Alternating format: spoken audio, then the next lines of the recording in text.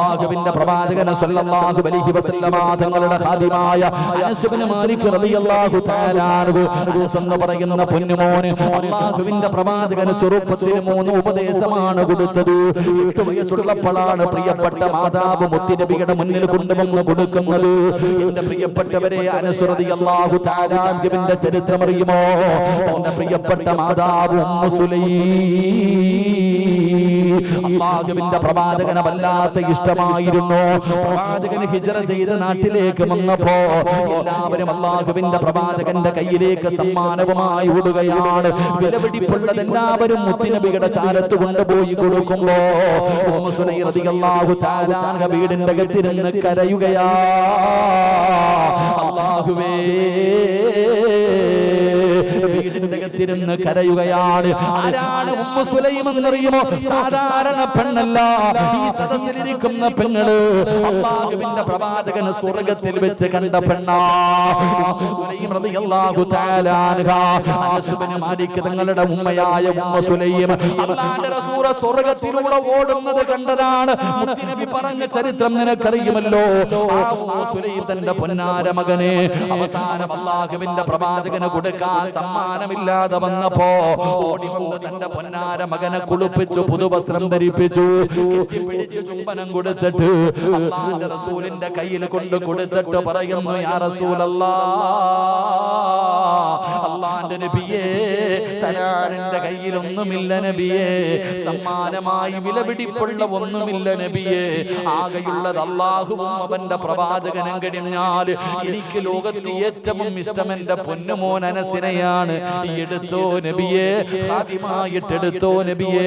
മുത്തുനബിയുടെ കയ്യിൽ കൊണ്ടു കൊടുത്തപ്പോ അനസ് തങ്ങളോട് അല്ലാഹുവിന്റെ റസൂൽ കൊടുത്തത് 3 ഉപദേശമാ. മറക്കരുതെന്ന് പറഞ്ഞു കൊടുത്ത 3 ഉപദേശം. അതിലെ ഒരു ഉപദേശം എന്തെന്നറിയുമോ? റസൂലുള്ള പറയുന്നു, പൊന്നുമോനെ, നീ വീട്ടിലേക്ക് പ്രവേശിച്ചാൽ, ഏതെങ്കിലും ഒരു വീട്ടിലേക്ക് നീ കടന്നു ചെന്നാൽ നീ എന്ത് ചെയ്യണമെന്നറിയുമോ? നീ സലാം പറയണേ, നീ സലാം പറയണേ. നീ സലാം പറഞ്ഞ നിനക്കും ആ വീട്ടുകാർക്കും അല്ലാഹു ബർക്കത്ത് ചെയ്യുമെന്ന് ആദരവായ പ്രവാചകൻ നബി മുഹമ്മദ് മുസ്തഫ തങ്ങൾ പറഞ്ഞു.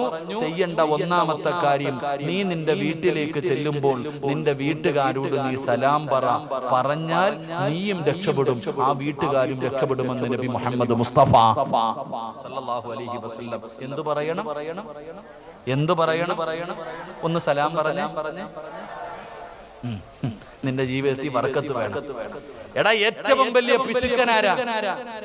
ഏറ്റവും വലിയ പിശുക്കൻ സലാം 3 രീതിയിൽ, പുതിയ മോഡൽ അനുസരിച്ച് സലാം 3 രീതിയിൽ. 1 അസ്സലാമു അലൈക്കും, 2 അസ്സലാമു അലൈക്കും വറഹ്മത്തുള്ളാഹി, 3 അസ്സലാമു അലൈക്കും വറഹ്മത്തുള്ളാഹി തആല വബറകാതുഹു. സലാം പറയാൻ തന്നെ പിശുക്ക് കാണിക്കണം, പിന്നെ എങ്ങനെ നിനക്ക് അല്ലാഹു ബർക്കത്ത് ചെയ്യും? സലാം പറയാൻ തന്നെ നിനക്ക് അസ്സലാമു അലൈക്കും നീ അത്രേ പറയത്തുള്ളൂ.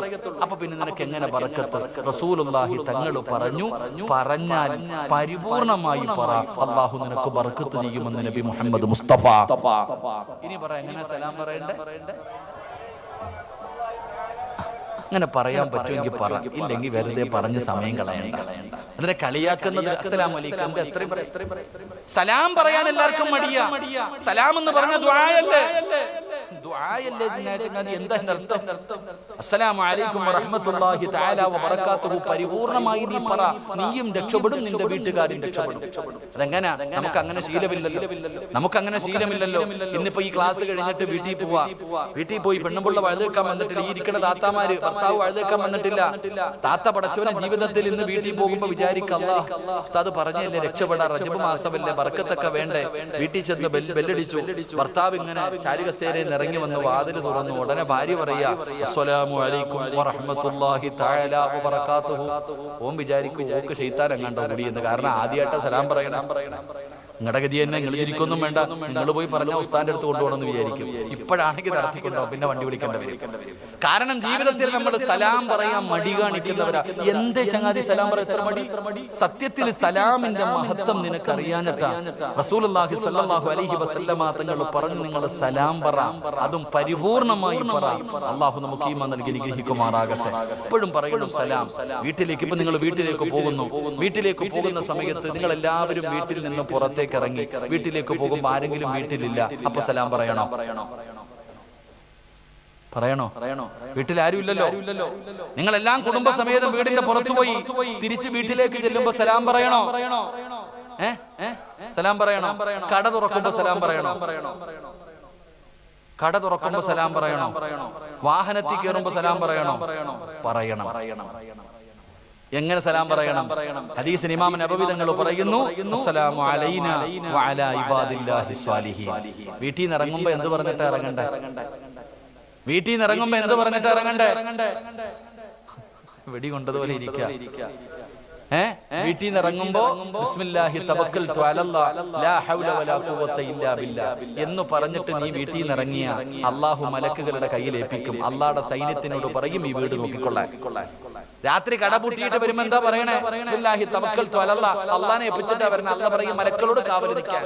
അപ്പൊ രാവിലെ തുറക്കുമ്പോ സലാം പറയണോ? മലക്കുകളോട് സലാം പറയണോ? അസ്സലാമു അലൈനാ വഅലാ ഇബാദില്ലാഹി സ്വാലിഹീൻ. നീ സലാം പറയണേ എന്ന് നബി മുഹമ്മദ് മുസ്തഫ സല്ലല്ലാഹു അലൈഹി വസല്ലം. അതുകൊണ്ട് പ്രവാചകൻ പറഞ്ഞു, നബി ഉമാമ റളിയല്ലാഹു തആല അൻഹു ഖാല റസൂലുള്ളാഹി സല്ലല്ലാഹു അലൈഹി വസല്ലം, ഇന്ന ഔലൻ നാസി ബില്ലാഹി മൻ ബദഅഹും ബിസ്സലാം. ആരാണോ സലാം ആദ്യം പറയുന്നത് അവൻ അല്ലാഹുവിലേക്ക് അടുത്തവനാണെന്ന് നബി മുഹമ്മദ് മുസ്തഫ. അപ്പൊ ജീവിതത്തിൽ ബറക്കത്ത് വേണോ, രക്ഷപ്പെടണോ?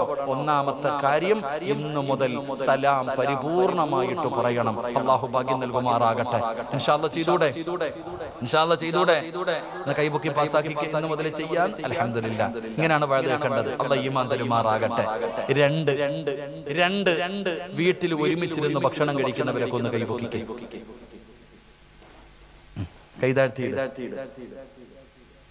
ഡൈനിങ് ടേബിളിന്റെ ചുറ്റിലല്ല, ഡൈനിങ് ടേബിളിന്റെ ചുറ്റിലല്ല.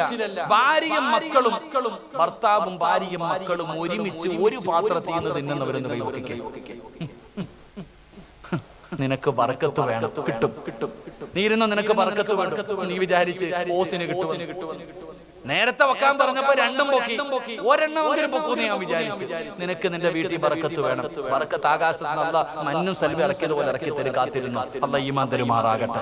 മഹാനായ നബി മുഹമ്മദ് മുസ്തഫ, ഉറക്കപ്പറ, മഹാനായ നബി മുഹമ്മദ് മുസ്തഫ സല്ലല്ലാഹു അലൈഹി വസല്ലമ തങ്ങൾ പറയുകയാണ്, എന്റെ പ്രിയപ്പെട്ടവരെ, അല്ലാഹുവിന്റെ റസൂൽ പറയുന്നു, ഇജ്തമിഉ അലാ തുആമികും ഉദ്കുറു ഇസ്മല്ലാഹി അലൈഹി. അല്ലാഹുവിന്റെ പ്രവാചകൻ അവിടുന്ന് പറഞ്ഞു തരികയാ, നിങ്ങൾ ഒരുമിച്ചിരുന്ന് ഭക്ഷണം കഴിക്ക്, ബിസ്മി പറഞ്ഞുകൊണ്ട് ഒരുമിച്ചിരുന്ന് ഭക്ഷണം കഴിക്ക്. എന്റെ സഹോദരങ്ങളോട്, ഈ പുത്തനങ്ങാടിയുടെ പരിസരത്ത് ഒരുമിച്ച് കൂടിയവരോട് പറയുകയാ, ഈ നാട്ടിൽ അല്ലാഹുവിന് ഇഷ്ടപ്പെട്ട വീട് ഏതെന്നറിയുമോ? ഈ നാട്ടിൽ അല്ലാഹുവിന് ഏറ്റവും ഇഷ്ടപ്പെട്ട വീട് ഏതെന്നറിയുമോ? അബൂ ഹുറൈറ റളിയല്ലാഹു തആല അൻഹു പറയുകയാണ്, അല്ലാഹുവിന് ഏറ്റവും ഇഷ്ടപ്പെട്ട 3 വീടുകളുണ്ട്. 3 വീടുകൾ അല്ലാഹുവിന് വല്ലാത്ത ഇഷ്ടമാണ്. ആ 3 വീടുകളിൽ മൂന്നാമത്തെ വീട് ഏതെന്നറിയുമോ? ഏത് വീടിന്റെ അകത്താണോ ഭാര്യയും ഭർത്താവും മക്കളും ഒരുമിച്ച് ഒരു പാത്രത്തിൽ ഭക്ഷണം കഴിക്കുന്നത്, ആ വീട്ടിൽ അല്ലാഹു ബർക്കത്ത് ചെയ്യും. ആ വീട് അല്ലാഹുവിന് ഇഷ്ടപ്പെട്ട വീടാണെന്ന് ആദരവായ പ്രവാചകൻ നബി മുഹമ്മദ് മുസ്തഫ, ആദരവായ പ്രവാചകൻ നബി മുഹമ്മദ് മുസ്തഫ സല്ലല്ലാഹു അലൈഹി വസല്ലം ഒരുമിച്ചിരുന്ന് ഭക്ഷണം കഴിക്കുന്ന വീട്, ഒരു പാത്രത്തിൽ. പണ്ട് ഒരു വീട്ടിൽ ഒരു പാത്രമേ ഉള്ളൂ, എല്ലാവരും ഒരുമിച്ചിരുന്ന് കഴിക്കും. അതുകൊണ്ട് പാപ്പായും ഭാര്യയും ഭർത്താവും തമ്മിൽ സ്നേഹവും ബന്ധമുണ്ടായിരുന്നു, കൂടപ്പുറപ്പുകൾ തമ്മിൽ ബന്ധമുണ്ടായിരുന്നു. ഇപ്പൊ ഒരു ബന്ധവും ഇല്ല. ഇപ്പൊ കൂടപ്പുറപ്പ് പറയുന്നു, ഞാൻ മരിച്ചാ പോലും നീ വരരുത് എന്റെ വീട്ടിൽ. സ്വന്തം കൂടപ്പുറപ്പാ പറയണത്, മരിച്ചാ പോലും നീ എന്റെ വീട്ടിൽ കയറരുത്.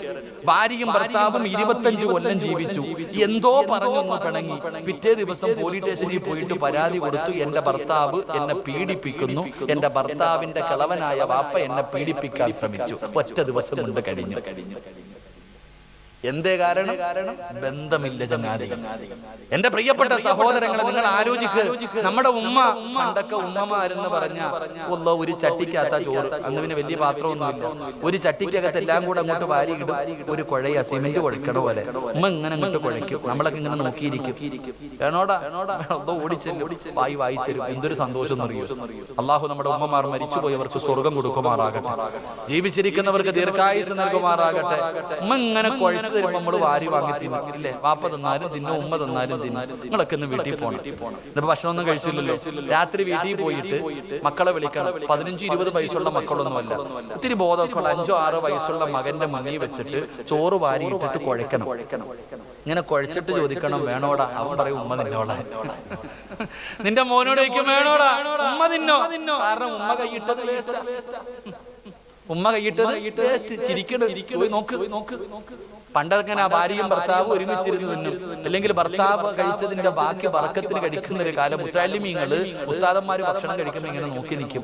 കിട്ടാനില്ലാഞ്ഞിട്ടൊന്നുമില്ല, ഉസ്താദ് തിന്നുന്നതിന്റെ ബാക്കി തിന്നാൻ. അതൊരു ബർക്കത്താ മക്കളെ. എന്റെ പ്രിയപ്പെട്ട സഹോദരങ്ങളെ, ഞാൻ പറയുന്നത് കുടുംബസമേതം നമ്മൾ ആരെന്നറിയോ, ആഴ്ചയിൽ എപ്പോഴെങ്കിലും പെരിന്തൽമണ്ണയിലോ വളയാഞ്ചേരിയിലോ ഏതെങ്കിലും നഹദിയിലോ മഹദിയിലോ ഒക്കെ പോകും. വലിയ പേരാ, മഹദീമാമിന്റെ ഒക്കെ പേരാ ഇപ്പം കടകൾക്കൊക്കെ. ഏടെങ്കിലും അങ്ങോട്ട് പോയിട്ട് മട്ടൻ മന്തി ചിക്കൻ മന്തി കൊണ്ടങ്ങോട്ട് വെക്കും. അപ്പ ഇരുന്നിട്ട് കിണ്ണം. അവിടെ പെണ്ണുമ്പോൾ ഉണ്ടാവും. കൂട്ടുകാരുടെ കൂടെ പോണത്. കൂട്ടുകാരുടെ കൂടെ പോയിട്ട് പടച്ചവനെ ഇരുന്നങ്ങട്ട് വെട്ടിയങ്ങട്ട് വിടുന്നു. അവന്റെ കൂടെ ഇരുന്ന് തിന്നാനറിയാം. അവന്റെ കൂടെ ഇരുന്ന വലിയ പാത്രത്തിൽ ഇരുന്ന് തിന്നാനറിയാം. പടച്ചവനെ, വീട്ടിൽ ആമിന കഞ്ഞിയും പയറുവാ. പെണ്ണുമ്പിള്ളക്ക് കഞ്ഞിയും ചമ്മന്തി, നിനക്ക് ഇവിടെ മട്ടൻ മന്തി. നല്ലതാ. ഒരു ഭർത്താവിന് തന്റെ ഭാര്യയോട് 12 കടമയുണ്ട്. അതിലെ 1ാമത്തെ കടമ നീ തിന്നുന്നത് തന്നെ നിന്റെ ഭാര്യയ്ക്ക് കൊടുക്കണമെന്ന് നബി മുഹമ്മദ് മുസ്തഫ. നീ കൂട്ടുകാരുടെ കൂടെ പെരിന്തൽമണ്ണയിൽ ഇരുന്നിട്ട് നിന്റെ പണ്ടം നിറയ്ക്കുമ്പോ പെണ്ണുമ്പിള്ളയോട് ചോദിക്കും, ആമിന ഇത്തിരി മട്ടൻ തിന്നാ നിനക്ക് വേണോന്നൊക്കെ ചോദിക്കും. അതില്ല. നമ്മളെ വെച്ചെന്ന് പറഞ്ഞാല് ഭർത്താവും ഭാര്യയും തമ്മിൽ പിണങ്ങി, ഭർത്താവും ഭാര്യയും തമ്മിൽ എന്തെങ്കിലും പിണങ്ങി, നീ കൂട്ടുകാരുടെ പോയിരുന്ന് നല്ല കുടിമന്തിയൊക്കെ അടിച്ചിട്ട് വീട്ടിൽ പോകും. ആമിന ഇങ്ങനെയിരിക്കും, കാക്ക ഭക്ഷണം എടുക്കട്ടെ, മൈൻഡ് പോലും ചെയ്യത്തില്ല. അവള് വിചാരിക്കും, പാപം പട്ടിണിയാ, എന്റെ ഇക്ക ഒന്നും കഴിച്ചില്ലല്ലോ, ഓളെല്ലാം അടച്ചു വെച്ചിട്ട് കൂടെ വന്ന് കിടന്നുറങ്ങും. നീ പോത്ത് പോലെ കിടന്നുറങ്ങാ, ബിരിയാണി തിന്നിട്ട്. ഇതാ അവസ്ഥ. എന്റെ പൊന്നാര ചങ്ങാതിമാരെ, നീ വിചാരിച്ചോ ബർക്കത്ത് വെറുതെ കിട്ടുമെന്നില്ല. ഉസ്താദന്മാരൊക്കെ, ബഹുമാന്യന്മാരെ, ഒരു പണ്ഡിതന്മാരും, എന്റെ പ്രിയപ്പെട്ടവരെ, അത്തിപ്പറ്റ ഉസ്താദാകട്ടെ, ഏത് ഉസ്താദന്മാരാണെങ്കിലും പാത്രത്തിൽ ഒരുമിച്ചിരുന്ന് ഭക്ഷണം കഴിക്കണം. അതായിരുന്നു ബർക്കത്ത്. അതുകൊണ്ട് നാളെ രാവിലെ പെരിന്തൽമണ്ണയിൽ പോക്, അല്ലെങ്കിൽ വളാഞ്ചേരിയിൽ പോക്, ഒരു വലിയ പാത്രം വാങ്ങി വീട്ടിൽ കൊണ്ടുവച്ചിട്ട് ഭാര്യയും മക്കളും ഒരുമിച്ചിരുന്ന് ഒരു നേരമെങ്കിലും തിന്ന്. എപ്പോഴും തിന്നണമെന്ന് ഞാൻ പറയണം, എപ്പോഴും കഴിക്കണമെന്ന് ഞാൻ പറയുന്നില്ല. ഒരു ദിവസത്തിൽ ഒരു നേരമെങ്കിലും നീ ഒരു പാത്രത്തിന്റെ അകത്ത് കൈയിട്ട് നിങ്ങൾ എല്ലാവരും ഒന്ന് കഴിച്ചു നോക്ക്. അന്നറിയാം നിന്റെ ജീവിതത്തിൽ സന്തോഷം എന്താ, സമാധാനം എന്താ, ബർക്കത്ത് എന്താ. അള്ളാഹു നൽകുമാറാകട്ടെ, അള്ളാഹു നൽകുമാറാകട്ടെ. അപ്പൊ ഇൻഷാ അല്ലാഹ് ഒരു നേരമെങ്കിലും കഴിക്കുന്ന നിയ്യത്ത് ചെയ്യുന്നവര് കൈവക്ക്. ഇന്ന് മുതൽ കൈവൊക്കെ നിർബന്ധമൊന്നുമില്ല, നിനക്ക് വേണമെങ്കിൽ പൊക്കിയാൽ മതി. ഇല്ല ഉസ്താദെ, നിങ്ങളെക്കാലം എത്ര കൊലകൊമ്പന്മാര് അത് പറഞ്ഞിട്ട് ഞാൻ നന്നായിട്ടില്ല. നിങ്ങളെക്കാലം എത്രയോ കൊലകൊമ്പന്മാര് ഇങ്ങനെ പറഞ്ഞിട്ടുന്നവരെ മാറ്റിയിട്ടില്ല. ഈ ഇരുത്തം നീ ഇരുന്നോ, വീടിന്റെ അകത്ത് അവസാനം സർവ്വതും നഷ്ടപ്പെട്ടിട്ട് ഇങ്ങനെ തന്നെ ഇരിക്കും. ഈ കൊന്ന കൈവക്കാൻ നീയും നിന്റെ ഭാര്യയും നിന്റെ മക്കളും ഒരുമിച്ച് ഒരു പാത്രത്തിൽ നിന്ന് ഒരു നേരമെങ്കിലും കഴിക്കാൻ മനസ്സുള്ളവരൊന്ന് തീരുമാനിക്കാൻ പറഞ്ഞപ്പോ ഈ നിന്റെ ഈ ചങ്കുറപ്പുണ്ടല്ലോ, അത് നിന്റെ നാശത്തിനാ. അല്ലാഹു കാത്തിരക്ഷിക്കുമാറാകട്ടെ, ഉറക്കപ്പറള്ള കാത്തിരക്ഷിക്കുമാറാകട്ടെ. കാരണം ഞാൻ പൈസയല്ല ചോദിച്ചത്. എടാ, നിന്റെ ഭാര്യയുടെ കൂടെ നിന്റെ മക്കളുടെ കൂടെ ഒരു പാത്രത്തിൽ നിന്നൊന്ന് ഭക്ഷണം കഴിക്ക്. അതിനുപോലും മനസ്സില്ലാത്തവന് ബർക്കത്ത് കിട്ടുപോയി എന്ന് നിങ്ങൾ തീരുമാനിച്ചാൽ മതി. അല്ലാഹു കാത്തിരക്ഷിക്കുമാറാകട്ടെ. ഇൻഷാ അല്ലാഹ് തീരുമാനിക്കുന്നവരൊന്ന് കൈപൊക്കിക്കേ. ഇപ്പൊ പൊങ്ങി പലതും അല്ലേ? ഇനി പൊക്കാത്തവൻ പൊക്കണ്ട, അവന്റെ കാര്യം അള്ളാഹ് തീരുമാനിക്കട്ടെ. അള്ളാഹ് ഈമാൻ തരുമാറാകട്ടെ. 3 ഞാൻ നിർത്തുകയാ. 3 എന്റെ പ്രിയപ്പെട്ട സഹോദരങ്ങളെ, മൂന്നാമത്തെ കാര്യമെന്താ? എന്റെ പ്രിയപ്പെട്ട സഹോദരങ്ങളെ, മഹാനായ നബി മുഹമ്മദ് മുസ്തഫ സല്ലല്ലാഹു അലൈഹി വസല്ലമ തങ്ങൾ പറയുകയാണ്, ഇദാ സഖതതു ലുഖമതു അഹദികും. അല്ലാഹുവിന്റെ പ്രവാചകൻ സല്ലല്ലാഹു അലൈഹി വസല്ലമ തങ്ങൾ പറയുകയാണ്, എന്തുകൊണ്ടാണ് സമ്പന്നന്റെ വീട്ടിൽ ഇത്രയും ദാരിദ്ര്യം വന്നത്? എല്ലാം നഷ്ടപ്പെട്ടു പോകാനുള്ള കാരണമെന്താ? ബർക്കത്ത് ബറക്കത്ത് കിട്ടാനുള്ള മൂന്നാമത്തെ കാര്യം എന്തെന്നറിയുമോ? താഴെ വീണ ഭക്ഷണം നീ എടുത്ത് കഴിക്കണേ. താഴെ വീണ ഭക്ഷണം നീ എടുത്ത് കഴിക്കണേ. അതിൽ അല്ലാഹു ബറക്കത്ത് വെച്ചിട്ടുണ്ടെന്ന് നബി മുഹമ്മദ് മുസ്തഫ സല്ലല്ലാഹു അലൈഹി വസല്ലമ തങ്ങൾ പറയുകയാ. ഭക്ഷണം കഴിച്ചുകൊണ്ടിരിക്കുന്ന സമയത്ത് ആ പാത്രത്തിൽ കിടക്കുന്ന ഭക്ഷണമല്ല, താഴെ കിടക്കുന്ന ഭക്ഷണം പരിഗണിക്ക്. ആ താഴെ വീണ ഭക്ഷണത്തെ നീ പരിഗണിക്ക്, അത് നീ എടുത്ത് കഴിക്ക്. അല്ലാഹു അതിൽ ബറക്കത്ത് വെച്ചിട്ടുണ്ട്, അല്ലാഹു അതിൽ ബറക്കത്ത് വെച്ചിട്ടുണ്ട്. അതിനെ നീ നിസാരമാക്കരുത്. മഹാനായ നബി മുഹമ്മദ് മുസ്തഫ സല്ലല്ലാഹു അലൈഹി വസല്ലമ തങ്ങൾ ഒരിക്കൽ ആയിഷ ബീവി റളിയല്ലാഹു തആല അൻഹയുടെ വീടിന്റെ അകത്ത് കടന്നു വന്നപ്പോ ആയിഷ ബീവി ഭക്ഷണം കഴിക്കുകയാണ്. ഭക്ഷണം കഴിച്ചുകൊണ്ടിരിക്കുകയാണ്. ഒരൽപ്പം ഭക്ഷണം താഴെ കിടക്കുന്നു, ഒരൽപ്പം ഭക്ഷണം താഴെ കിടക്കുന്നു. അല്ലാഹുവിന്റെ റസൂലിന്റെ കണ്ണ് നിറയുകയാണ്. മുത്തുനബിയുടെ മുഖമങ്ങ് വാടുകയാണ്. ആയിഷ ആ താഴെ കിടക്കുന്ന ഭക്ഷണം എടുത്ത് കഴിക്കുക. ആയിഷ അത് ഇടത് കൈ കൊണ്ടെടുത്തു പാത്രത്തിൽ വൃത്തിയാക്കി കഴിക്കുക. ആയിഷ അതല്ല ചെയ്ത നിഅമത്താ, അതല്ല ചെയ്ത നിഅമത്താ. ആ താഴെ കിടക്കുന്ന ഭക്ഷണത്തെ നീ ആ താഴെ കിടക്കുന്ന ഭക്ഷണത്തെ നീ നിന്ദിക്കല്ലേ. എന്റെ പ്രിയപ്പെട്ടവരെ, റസൂലുള്ളാഹി തങ്ങൾ പറയുകയാണ്, ആ താഴെ വീണ ഭക്ഷണത്തിനെ നിന്ദിക്കരുത്, അതിനെ നീ നിസാരമാക്കരുത്. അതല്ല ചെയ്ത നിഅമത്താ, അതിനെ നീ നിസാരമാക്കിയാൽ ലൈൻ ശകർതും ലഅസീദന്നകും വലൈൻ കഫർതും മിൻ അദാബി ലശദീദ്. എടാ സമ്പന്ന, ഒരുപാട് സമ്പത്തുള്ള നിന്നെ ഇത്രയും ദരിദ്രനാക്കിയതിന്റെ കാരണം എന്തെന്നറിയുമോ? നീയും നിന്റെ ഭാര്യയും മക്കളും ആ താഴെ വീണ ഭക്ഷണത്തിനെ പുച്ഛിച്ചില്ലേ, അതിനെ നിന്ദിച്ചില്ലേ, വേസ്റ്റ് എന്ന് പറഞ്ഞ് അല്ല ചെയ്ത നിഅമത്തിനെ തള്ളിയില്ലേ. ആ തള്ളിയത് കൊണ്ടാടാ നീ നശിച്ചു പോയത്. ആ താഴെ വീണ അല്ല ചെയ്ത നിഅമത്തിനെ നീ നിന്ദിച്ചപ്പോ, അതിനെ നീ നിസാരമാക്കിയപ്പോ, അതിനെ വേസ്റ്റ് എന്ന് പറഞ്ഞു വാരിക്കളഞ്ഞപ്പോ, അല്ലാഹു നിന്റെ ജീവിതത്തിൽ ചെയ്ത നിഅമത്ത് തിരിച്ചെടുത്തതാ. അല്ലാഹു ചെയ്ത ബറക്കത്ത് റബ്ബ് തിരിച്ചെടുത്തതാ.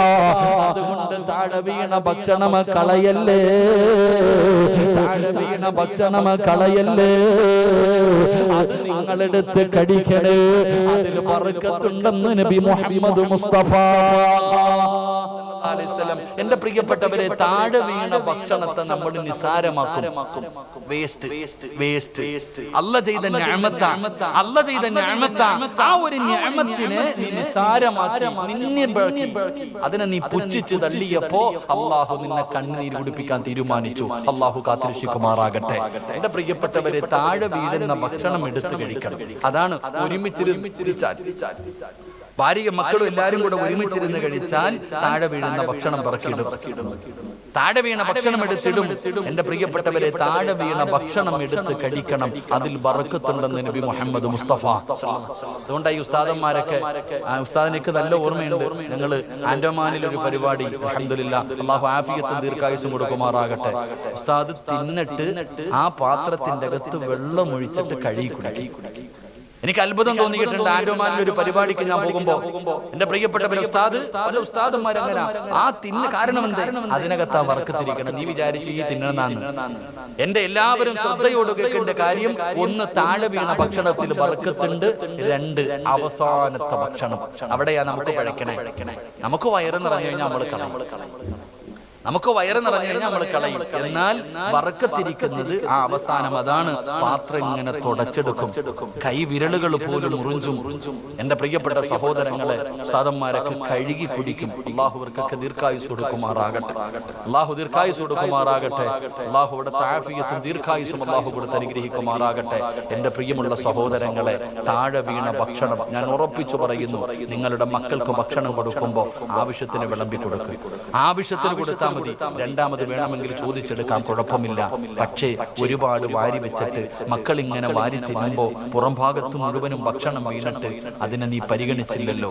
പണ്ടുള്ള ഉമ്മമാരെന്ന് പറഞ്ഞാൽ ഇന്നത്തെ പെണ്ണുങ്ങളും പണ്ടത്തെ പെണ്ണുങ്ങളും തമ്മിലുള്ള വ്യത്യാസം, പണ്ട് കഴിക്കാൻ ഭക്ഷണമില്ല, ഒരല്പം ഭക്ഷണം താഴെ വീണാൽ ഉമ്മ അതെടുത്ത് പാത്രത്തിൽ ഇട്ടിട്ട് പറയും, കഴിക്കുമോനെ, ഇതേ ഉള്ളടാ, ഇത് നിന്റെ വാപ്പ രക്തം വിയർപ്പാക്കി ഉണ്ടാക്കിയതാ മോനെ, കളയല്ലേ. ഇന്ന് ഒരു പെണ്ണും അത് പറയാറില്ല, ഇന്നൊരു പെണ്ണും അത് പറയാറില്ല. അതുകൊണ്ടാണ് നമ്മുടെ ജീവിതം ഇങ്ങനെ ആയിപ്പോയത്. അതുകൊണ്ട് എൻ്റെ സഹോദരങ്ങളോട് സഹോദരിമാരോട് രക്ഷപ്പെടാനുള്ള 3 വഴികൾ: 1, സലാം പരിപൂർണമായി പറയുന്ന നീയും രക്ഷപ്പെടും, മടക്കുന്നവരും രക്ഷപ്പെടും. 2, ഭാര്യ മക്കൾ എല്ലാവരും ഒരുമിച്ച് ഒരു പാത്രത്തിൽ നിന്ന് ഭക്ഷണം കഴിക്ക്, അള്ളാഹു ബറക്കത്ത് ചെയ്യും. 3, താഴെ വീണ ഭക്ഷണം നിസാരമാക്കരുത്, അത് നിനക്ക് നാശമാ, അത് നീ എടുത്ത് കഴിക്ക്, അള്ളാഹു അതിൽ ബറക്കത്ത് വെച്ചിട്ടുണ്ട്, നിന്നെ രക്ഷപ്പെടുത്തുമെന്ന് നബി മുഹമ്മദ് മുസ്തഫ സല്ലല്ലാഹു അലൈഹി വസല്ലം. അള്ളാഹു സുബ്ഹാനഹു വ തആല ഈ പറഞ്ഞതും കേട്ടതുമൊക്കെ അള്ളാഹു സ്വാലിഹായ ഒരു അമലായി അള്ളാഹു സ്വീകരിക്കുമാറാകട്ടെ. എന്തെങ്കിലും തെറ്റുകളോ ന്യൂനതകളോ വന്നു പോയിട്ടുണ്ടെങ്കിൽ കരുണക്കടലായ പടച്ചറബ്ബ് അവന്റെ കരുണ കൊണ്ട്, അവന്റെ ഔദാര്യം കൊണ്ട് അള്ളാഹു പുറത്തു മാപ്പാക്കി തരുമാറാകട്ടെ. ഇൻഷാ അല്ലാഹ് എല്ലാവരും എഴുന്നേറ്റ് അടുത്തിരുന്ന് കസേര എടുത്തുകൊണ്ട് ദുആ ചെയ്യാം. കസേര എടുത്തോ, കസേര എടുത്തിട്ട് എല്ലാവരും അൽഹംദുലില്ലാഹ്. ഇനി ദുആ ഒരുമിച്ചിരുന്ന് 40 പേരിൽ കൂടുതലുണ്ട്. ആ മതിലിന്റെ മുകളിൽ ഇരിക്കണവരെ ഒന്ന് ഇറങ്ങു പൊന്നാര ചങ്ങാതി. ഉസ്താദന്മാരൊക്കെ ഇരിക്കണില്ലേ? അൽ ഉലമാ വറസത്തുൽ അംബിയാ, അംബിയാക്കന്മാരുടെ അനന്തര അവകാശികളല്ലേ ഉസ്താദന്മാര്. തലയുടെ മുകളിൽ ഇരിക്കുന്നത് അത്ര നല്ലതല്ല. കസേര എടുത്തോണ്ടോ, ഇങ്ങോട്ട് കയറി, ഇങ്ങോട്ട് കയറി. അൽഹംദുലില്ലാഹ്, ഇങ്ങോട്ട് കയറി. മൈക്ക് സെറ്റുകാരന്റെ പുറകെ ഇരിക്കണം, എല്ലാം എഴുന്നേൽക്ക്, ഇങ്ങോട്ട് കയറി. അൽഹംദുലില്ലാഹ്, ദുആ ചെയ്യ് എല്ലാവരും കേറി. അൽഹംദുലില്ലാഹ്. 3 സ്വലാത്ത്. സല്ലല്ലാഹു അലാ മുഹമ്മദ് സല്ലല്ലാഹു അലൈഹി വസല്ലം. സല്ലല്ലാഹു അലാ മുഹമ്മദ് സല്ലല്ലാഹു അലൈഹി വസല്ലം. അല്ലാഹുമ്മ സല്ലി അലാ മുഹമ്മദ് യാ റബ്ബി സല്ലി അലൈഹി വസല്ലം. അല്ലാഹു സ്വീകരിക്കട്ടെ. കേറി. അൽഹംദുലില്ലാഹ്. ആയിരിക്കണ ചങ്ങായിമാരൊക്കെ കമ്മിറ്റിക്കാരാന്ന് തോന്നുന്നു, ആ വെള്ള തൊപ്പി കെട്ടിരിക്കണത്. ഇങ്ങോട്ട് കയറി. അൽഹംദുലില്ലാഹ്. മുത്തല്ലിങ്ങളൊക്കെ കയറി, എല്ലാവരും ഇങ്ങോട്ട് കയറി. ഇങ്ങോട്ട് കയറിക്കോ ഇൻഷാ അല്ലാഹ്. അല്ലാഹു സ്വീകരിക്കുമാറാകട്ടെ. ബഹുമാനായ ഉസ്താദ്, അൽഹംദുലില്ലാഹ്. എന്റെ പ്രിയപ്പെട്ട സഹോദരങ്ങളെ, ഈ പഠിക്കുന്ന മുത്തഅല്ലിമീങ്ങൾക്ക് ഭക്ഷണം കൊടുക്കുന്നതിന്റെ പ്രതിഫലം, 2 പ്രതിഫലം ഖുർആനിന്റെ ആയത്തോതി പഠിപ്പിച്ചു തന്നു. അള്ളാഹുവിന്റെ ഇൽമു പഠിക്കുന്ന ഈ മക്കൾ നാടും വീടും വിട്ടിട്ട് ഈ കാണുന്ന സ്ഥാപനത്തിൽ വന്നിട്ട് അൽഹംദുലില്ലാഹ് ഇവരുടെ മക്കൾക്ക് ഇവരുടെ വാപ്പമാർക്ക് പൈസ ഇല്ലാഞ്ഞിട്ടല്ല കൊണ്ടുവിട്ടിരിക്കണേ. എന്റെ പൊന്നാര ചങ്ങാതിമാർ, ഇവരുടെയൊക്കെ വാപ്പമാര് വീട്ടിൽ AC റൂം ഇട്ടിട്ടുണ്ട്, കഴിക്കാൻ നല്ല മന്തിയും എല്ലാം ബിരിയാണിക്കുണ്ട്. എന്നിട്ടും ആ മാതാപിതാക്കൾ ഈ മക്കളെ കൊണ്ടുവന്ന് ഇവിടെ വിട്ടിരിക്കുന്നത് അള്ളാഹുവിന്റെ ദീനിനോടുള്ള മഹബത്ത് കൊണ്ടാണ്, അള്ളാഹുവിന്റെ ദീനിനെ പരിശുദ്ധമായ ഇൽമിനോടുള്ള സ്നേഹം കൊണ്ടാണ് അവരുടെ മാതാപിതാക്കൾ ഇവിടെ കൊണ്ടുവന്ന് വിട്ടിരിക്കുന്നത്. 200ഓളം വിദ്യാർത്ഥികൾ, 219 വിദ്യാർത്ഥികൾ ഇവിടെ പഠിക്കുന്നുണ്ട്. എന്റെ പ്രിയമുള്ള സഹോദരങ്ങളെ, ഈ മക്കൾ, നിങ്ങൾക്ക് ഇവരുടെ മഹത്വം അറിയുമോ? ഈ മുത്തഅല്ലിമീങ്ങൾ ഉസ്താദന്മാരുടെ മഹത്വമല്ല.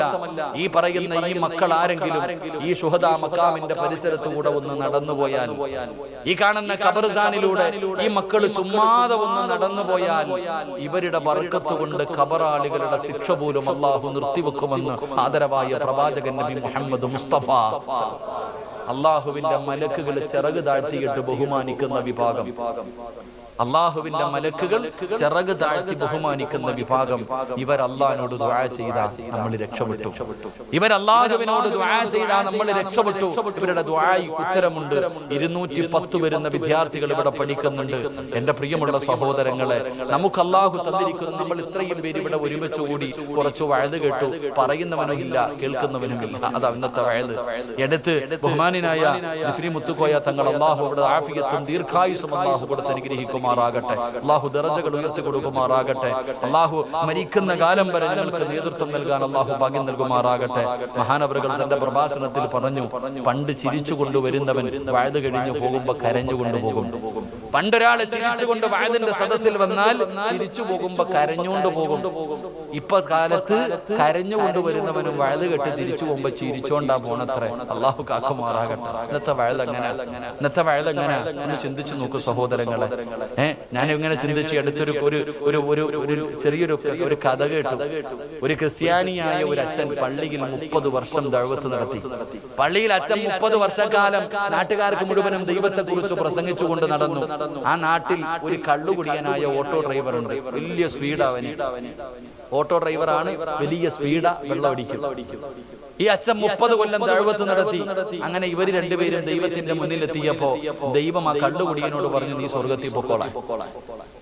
ആ ഓട്ടോ ഡ്രൈവറായ കള്ളുകുടിയനോട് ദൈവം പറഞ്ഞു, ഇത്ര നീ സ്വർഗത്തിൽ പൊക്കോളാൻ. അപ്പൊ ഈ അച്ഛൻ ചോദിച്ചു, ദൈവമേ, ഞാനല്ലേ 30 വർഷം ജനങ്ങൾക്ക് മുന്നിൽ നിന്നെ കുറിച്ച് പറഞ്ഞു കൊടുത്തത്, എന്നെ അല്ലേ ആദ്യം സ്വർഗത്തിൽ വിടേണ്ടത്? അപ്പൊ അച്ഛനോട് ദൈവം പറഞ്ഞു, അത്രേ, നീ 30 കൊല്ലം പ്രസംഗിച്ചപ്പോ നാട്ടുകാർ മൊത്തം ഇരുന്ന് ഉറങ്ങുമായിരുന്നു. അവർക്കാർക്കും എന്നെ കുറിച്ചൊരു ഓർമ്മയില്ല.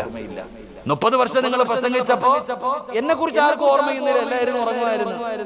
പക്ഷെ ഈ കള്ളുകുടിയനുണ്ടല്ലോ, ഇവന്റെ ഓട്ടോയ്ക്കകത്ത് ഏതെങ്കിലും ഒരു മനുഷ്യൻ കേറിയ ഇറങ്ങുന്നത് വരെ ദൈവമേ ദൈവമേ ദൈവമേ എന്ന് വിളിച്ചുകൊണ്ടിരിക്കുക. കാരണം എന്തേ? ഇവൻ പറക്ക.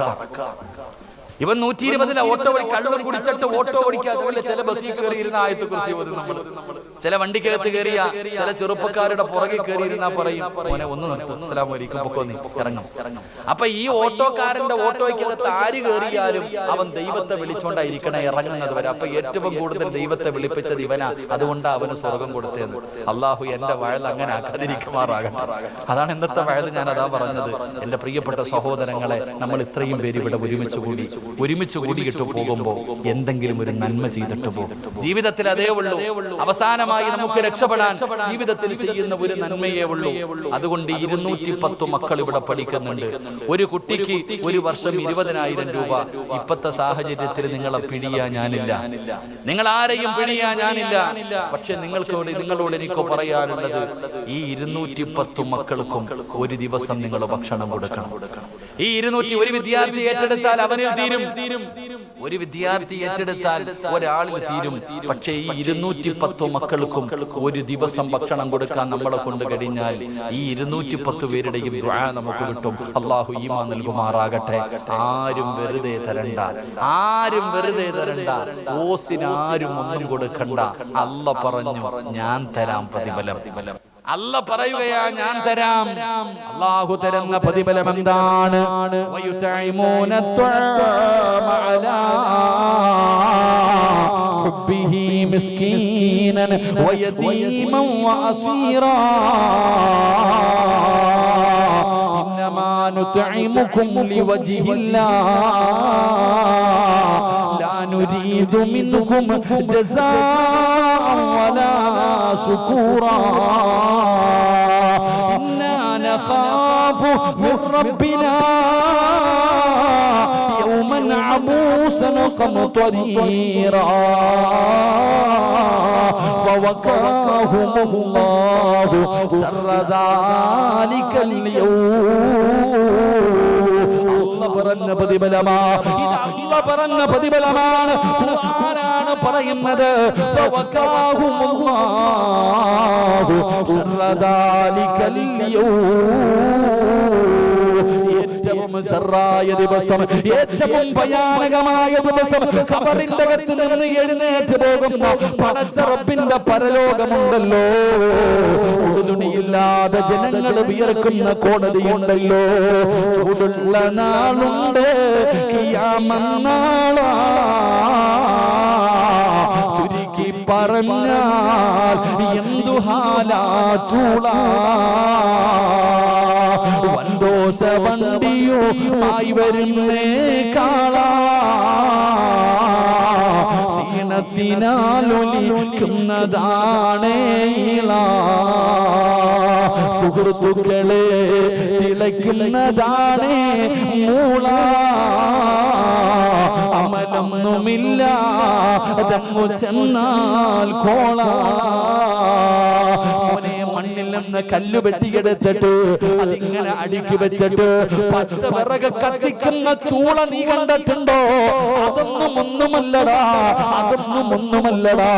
ചുമട് വലിച്ചു കൊണ്ടുവരുന്ന കാളയുണ്ടല്ലോ, അതിന്റെ വായിൽ നിന്നും പതയും നൊരയും ഒലിക്കുന്നത് നീ കണ്ടിട്ടില്ലേ? അല്ലാ, പെങ്ങളെ അടുപ്പില് ചോറ് വെച്ച് തിളപ്പിക്കുമല്ലോ. നീ ചോറ് വെച്ച് തിളയ്ക്കുമ്പോ അതിങ്ങനെ തിളച്ചു മറിയുന്നത് കാണുമല്ലോ. അല്ലാ, ഈ തലയോട്ടിക്കകത്ത് കിടക്കുന്നത് തിളച്ചു മറിയുന്ന ദിവസമാ. നീ പറയും ഉസ്താദേ, പ്രസവത്തിന് മരണവേദനയാ. ഒരിക്കലും പറയരുത് പ്രസവത്തിന് മരണവേദനയല്ല. പ്രസവത്തിന് മരണവേദനയല്ല. പ്രസവത്തിന് മരണവേദനയുടെ ഒരു അംശമേ ഉള്ളൂ. അത് മരണത്തിന്റെ ഒരംശമാണ്. പക്ഷേ അതിന് വല്ലാത്ത വേദനയാണ്. പ്രസവ വേദന അനുഭവിച്ച പെങ്ങള്, അള്ളാഹുവിന്റെ കോടതിയിൽ എങ്ങാനും ഒരു ഗർഭിണി ഉണ്ടെങ്കിൽ അവൾ അറിയില്ല ഉമ്മ. പ്രസവിച്ചാൽ അറിയൂല, പ്രസവിച്ചാൽ അവൾ അറിയൂല. അങ്ങനത്തെ ഭയാനകമായ ദിവസം 210 ഇൽമു പഠിക്കുന്ന മക്കൾക്ക് ഭക്ഷണം കൊടുത്ത നീ പേടിക്കണ്ട. നീ എന്തിനാ ഭയപ്പെടുന്നത്? നീ എന്തിനാ ഭയപ്പെടുന്നത്? നീ ഒരിക്കലും ഭയപ്പെടണ്ട. മറ്റൊരു ഹദീസ് മഹാനായ നബി മുഹമ്മദ് മുസ്തഫ സല്ലല്ലാഹു അലൈഹി വസല്ലമ തങ്ങൾ പറയുകയാണ്, പടച്ചവനെ, ഖബറിന്റെ അകത്ത് നിന്ന് ഒരു വിഭാഗം എഴുന്നേൽക്കുകയാണ്. അവര് പറക്കുകയാ, അവര് പറക്കുകയാ. അവര് പറന്ന് സ്വർഗത്തിന്റെ മുന്നിലെത്തുമ്പോ മലക്ക് ചോദിക്കുന്നു, നീ ആരാ? നീ ആരാ? ഇത്ര പെട്ടെന്ന് വന്നല്ലോ. ഹൽ റഅയ്തു ഹിസാബ്, ഹൽ റഅയ്തു സിറാത്ത്. നീ സിറാത്ത് കടന്നോ? നീ നരകം താണ്ടിയോ? ഇത്ര പെട്ടെന്ന് നിന്റെ വിചാരണ കഴിഞ്ഞോ? എങ്ങനാ മോനെ ഈ പ്രതിഫലം അല്ലാഹു നിനക്ക് നൽകിയത്? പറയാൻ കഴിയണം. അല്ലാഹുവിന്റെ നൂറായ ഇൽമു പഠിക്കുന്ന 210 മക്കൾക്ക് ഒരു ദിവസം ഭക്ഷണം കൊടുത്തതിന് അല്ലാഹു എനിക്ക് തന്നതാ. അല്ലാഹു എനിക്ക് തന്നതാ. പാപ്പാ, എന്തിനാ സമ്പാദിച്ചു കൂട്ടിവെക്കുന്നത്? നിന്റെ മയ്യത്ത് കുളിപ്പിക്കാൻ പോലും നിന്റെ പൊന്നുമോൻ അറിയില്ലല്ലോ.